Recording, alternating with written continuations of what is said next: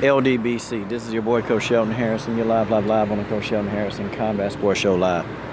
Okay, folks, I'm going to talk to y'all today, but I want y'all to remember this, what I'm telling y'all.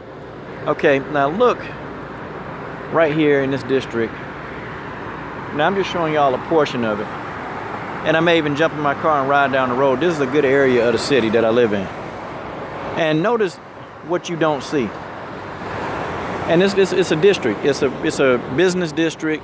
They got some residential houses down there, but it's a good area. Notice what you don't see. And I want y'all to keep them words in your mind. Notice what you don't see. But I want to talk to y'all about a video that Ticket TV, okay? I want to talk to y'all about a video that Ticket TV made. And he made this video and one of the rappers got killed. And I'm going to tell you some of the things that plague the black community. One of the things that plague the black community are these rappers. And I hate to say it, I don't listen to it. I may listen to an instrumental. Okay, I can handle an instrumental, but you'll never hear me listening to lyrics. Not gonna happen. And this modern day rap, absolutely not. I don't even like some of the instrumentals. The instrumentals suck. Okay, they just do. But see, these rappers, man, what they do, a lot of these guys are college educated. And I'm gonna tell you this right now. A lot of these guys, they're college educated. Hold on. Let me tell these kids, you better stretch out. Work their little butts to death. Hold on.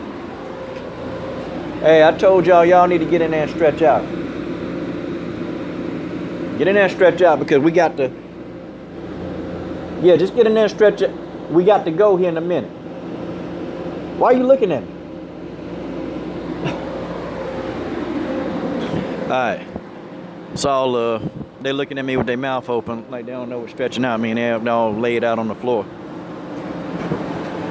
Yeah, but anyway, man. Anyway. Like I was saying, these rappers, they go to school, y'all. They go to school. And they go to school because they learn how to actually sell to people. Okay, these record labels, when they look at you, you make them fit a certain stereotype. And that's what they want you to talk about or rhyme about. I mean, it's an age-old trick, but it works for these record labels. That's how they make money. They're in the business of making money, okay? And when you are a strong record label, you do what sells. Just like these promotional companies, it's no different. It's business, okay? They do what sells. Now, the artists, of course, they have some talent, okay? They got talent behind it because you can't pull this off with Joe Blow. You're not going to pull this off, okay? So they build this facade with these rappers. And now you think, or these kids think, because adults, most of us know, but these kids, they think, oh, yeah, man, that's a hood dude. Yeah, that's a hood dude. Oh, he used to be a gangbanger, man. Yeah. And so they get into that. And then these kids start living through these rappers vicariously through these darn stupid songs they make. I mean, it's crazy, but guys, it's true. That's what happens. That's exactly what happens. And so see what these rappers, they got y'all kids. They got y'all out here rolling around thinking y'all gangbangers. And these guys, they ain't got no street cred, okay?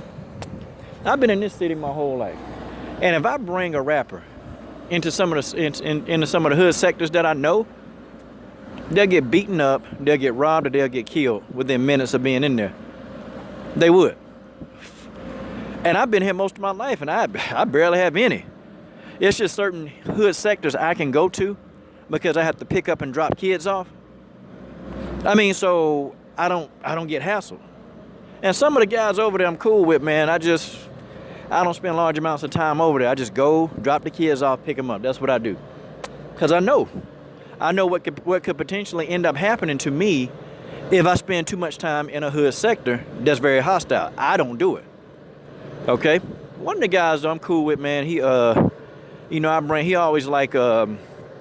he likes these little, like he's into the health food stuff. And so he likes these little, I make these kale chips. And I go over there and I see him out, man, and I always have some and I give him some.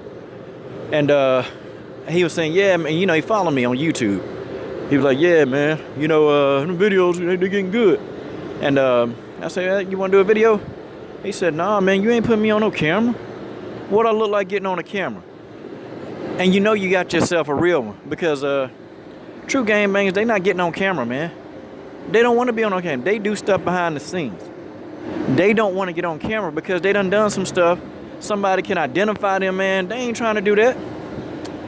But, you know, you got these fake ones, man, that try to get on camera and act like they this. No, man. No real gang member. No real one. One that's making money, that's got police on the payroll. They're not going to get on camera. They're not taking pictures.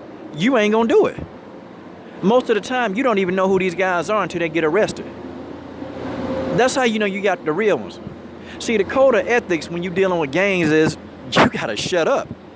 Because the more they talk, the more you bring police to the area. And you can only buy but so many cops. You can only buy but so many of them, okay? There's only so many of these police officers that you can buy that, you know, that's going to keep everything running smoothly. See, in them hood sectors, man, they making money. The hoods look like crap. And in this city, they tearing a lot of these hoods down, but there are a few hoods. They're not tearing them down. They can't. It's literally impossible. See, here's what it is, man. Some of these gangs, the police, and even our government here in town, it's like they're working together. And I have to break that down in another video to get to the point of this video, but they're working together. Now, I still want y'all to look. What do y'all not see? Okay? What do y'all not see in this good, expensive business district up here? What do you guys not see? Some of y'all be able to answer the question. I'm gonna answer toward the end of the video.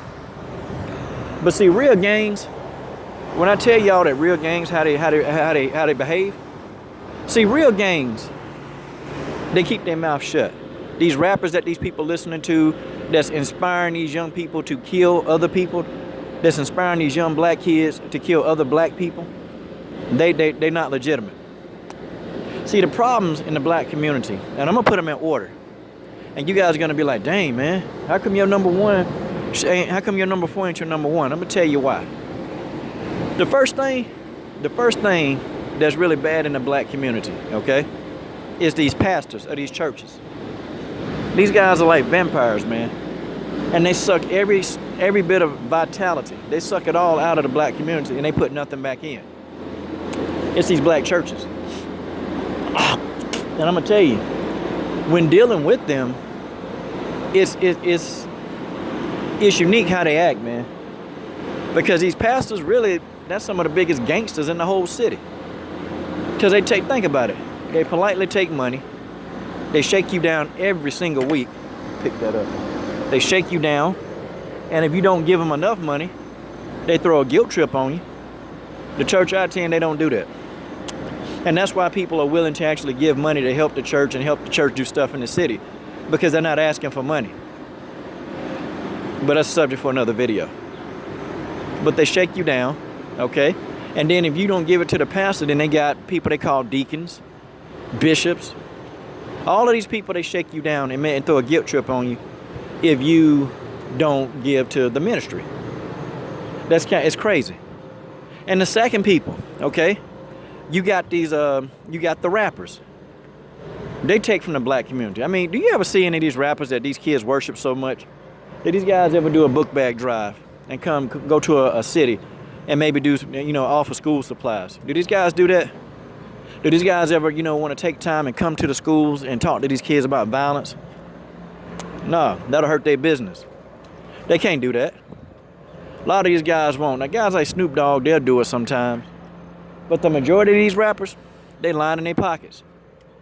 And then people get mad when you tell the truth about them. Yo, man, see, man, them the brothers, man, why the brothers can't support the brothers? I don't support that. I don't support that crap.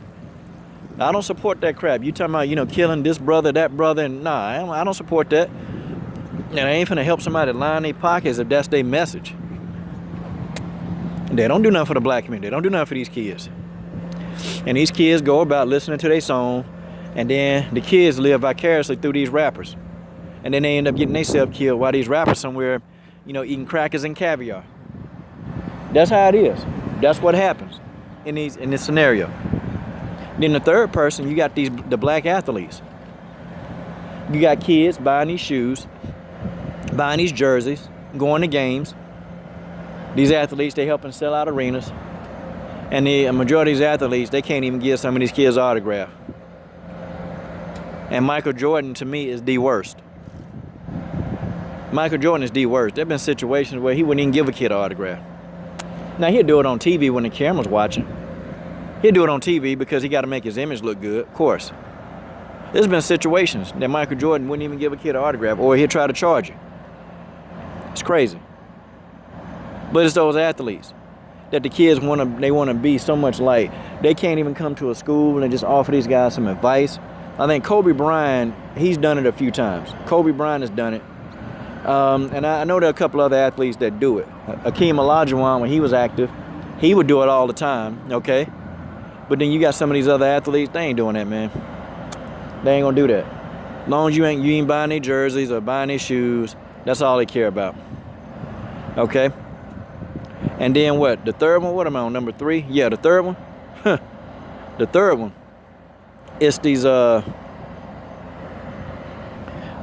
fourth one. The fourth one is black on black crime. That's what's killing the black community. See, the first 3, these are problems of money. The first 3 are problems of money, and you got to understand that. And see, the first 3 are connected to the last one. Most black on black crime occur, believe it or not, usually because of money. It's not like senseless. It's always some type of money type issue. And I noticed that the majority of the black on black crimes are more of crimes of survival for money. They're money related. And the first 3 all deal with the fourth one. Because what do people kill for? Oh, they kill for them jerseys and them shoes. People kill people for that stuff. Because one, they're too expensive to afford. Think about it, they're too expensive to afford. And then you got the rappers talking about how they killing people and stealing their stuff. So now you got all this stuff tying into the last one.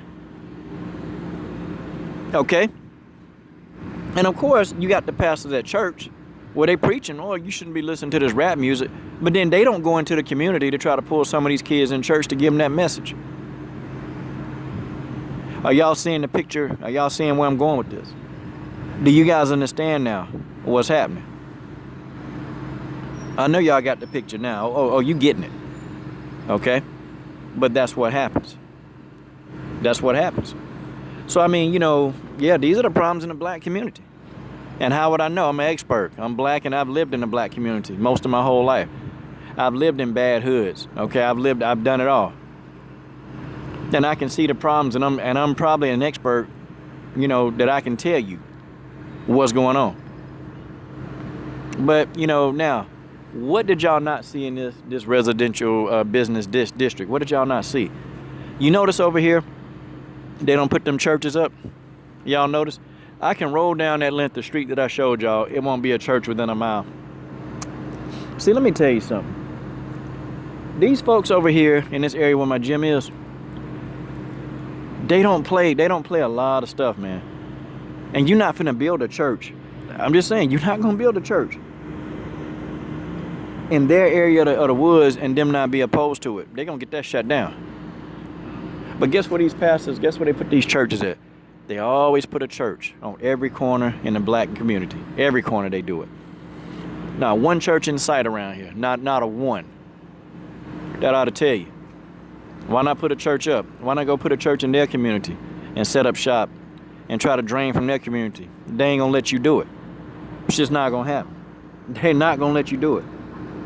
But in our community, you got churches, man. Matter of fact, the other community, remember I showed y'all? Man, I see Asian churches, I see Hispanic churches, all in the community. So now you got all these other churches, man, that's draining resources from that community. They don't give back. It's crazy, man.